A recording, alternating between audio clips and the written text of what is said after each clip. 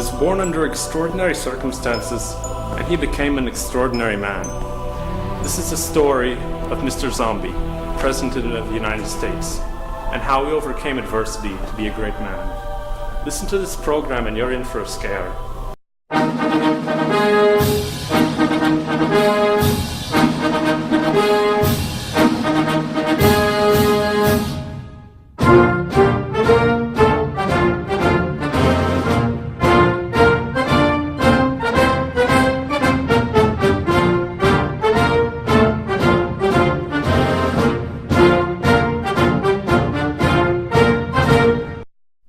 Tonight we'll be taking an introspective look at the first zombie president who broke barriers and overcame so many hardships to reach the White House, or as he refers to it as the rather pale house. Turtles have always been an animal of choice for the zombie president, after one saved his life in a skiing accident as a young zombie boy. The details on this unusual event, however, are still unknown. I like turtles. All right, you're great, zombie. Americans with strict family values were unsure about casting a vote for a zombie as their leader. That was until he promised them a foreign policy to eat the enemy's brain and flesh. This idea was met with huge enthusiasm by many American citizens who disliked their enemies. Thank you for tuning in to this special broadcast of the presidential debate featuring Zombie versus Frankenstein.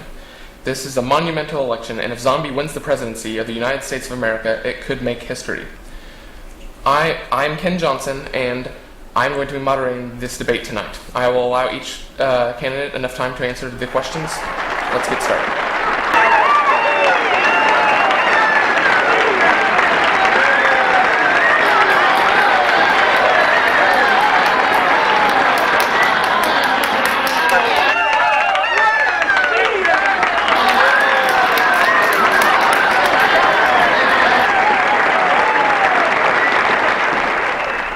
Okay, this first question is going to be directed at Mr. Zombie. What will be the role of cohesion policy in an enlarged union of nearly 30 member states in a context of rapid economic and social change? How is it possible to further economic convergence and preserve the European model of society, sir? Well, I'm glad you asked that question, and thank you, Ken, for being here, and thank you all to all of you who are here. It's wonderful turnout. As you know, I am the first zombie to be nominated for presidency for the great party, the unified undead party. And I feel I'm the best possible candidate. I mean, compared to Frankenstein over there, I mean, let's be honest, the guy can't even speak English. How you're supposed to understand him? We've had Frankensteins before, but, you know, that's probably been one of the worst, you know, time periods we've lived in. So I just want to say I'm the best possible choice for this presidency, and there's really no one better, well, compared to him at least. Now I'll let you respond, Mr. Frankenstein.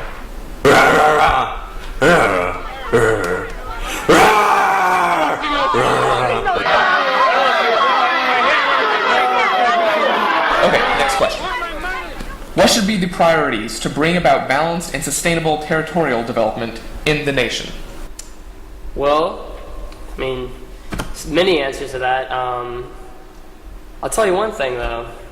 I'm very proud of my vice presidential candidate, Sarah Pollen.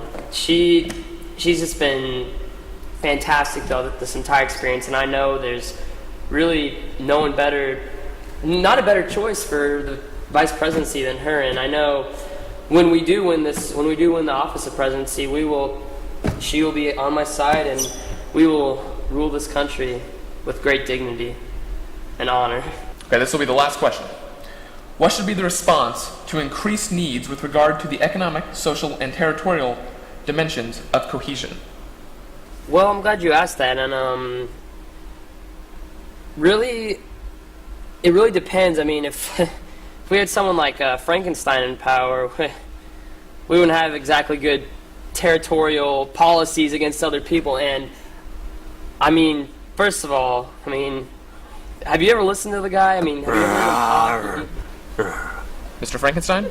Can't understand him, first of all. So how do you expect him to go over to different countries, represent our country, and get his message across when he can't even speak discernible English?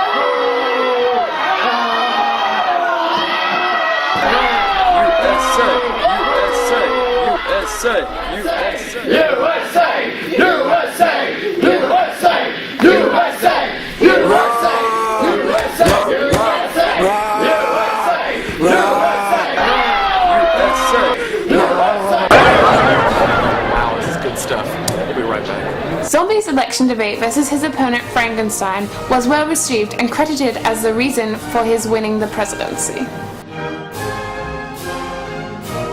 Mr. President, Mr. Zombie instituted a new wave of foreign affairs. One of his scare tactics was to threaten the leaders of other countries with making them his dinner if they did not comply with his demands. So, Mr. President, what made you want to choose this line of office? Well, I can't really say there's one answer for it. I guess I just wanted to change, what's been going on. Just zombies are treated so horribly in society. We've really struggled for civil rights as zombies, and now that we finally got them, we need change, and I think it's about time for me to do that. It's just this country was ready for a zombie president, and I felt it was in my duty to do so. That's all there is to it. Too true. So, being a zombie and all, and people seeing you as a zombie, how have you been able to overcome the status quo and the reputation that zombies have unfortunately acquired over the years? Well, I'm not gonna lie to you. Living as a zombie the early years, you have normal human parents. What are you supposed to expect? But I guess the early years it was tough. I think there was some news clip of me way back when, and I looked like an idiot. But after, as in high school, I just got, shaped up, got through it. I went to A&M and then went to Harvard for law, and made something of myself, and you overcome it, and that's what I think we should all do. That, all zombies. Well, it sounds like quite a journey. I think, yeah, it really has been. It really has been. And through this journey, what sort of support system did you lean on in times of trouble and trials?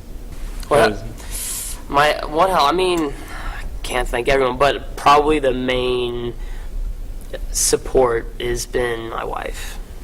She's great. I don't know if you've met her.